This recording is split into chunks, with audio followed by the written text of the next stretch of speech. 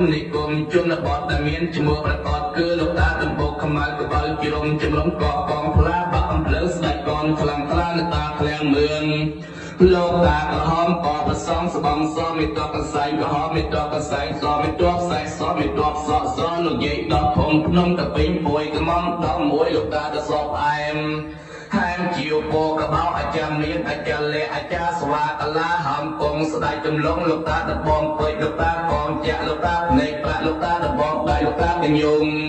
លោកតាសក់វែងភ្នំកលែនលោកតនេភ្នំតបៃបារមីព្រះអង្គគង់ភ្នំខ្លាយលោកតាបងកន្សែងបារមីវត្តឡាយកាយលោកតាមហាសម្ដែងវត្តកណ្ដរៀម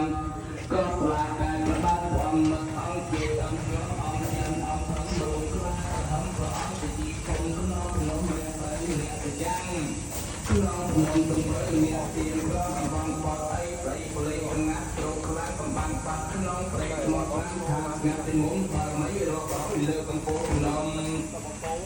អ្នកតាដល់នំក្នុងជើកាយអ្នកតាកងដៃសម្ដែងជាត្រីព្រះអង្គនៅជាចិនរៀងព្រៃបារមីរយេក្រុមក្នុងមានបងអីអង្គក្រុមHãy subscribe cho kênh Ghiền Mì Gõ để không bỏ lỡ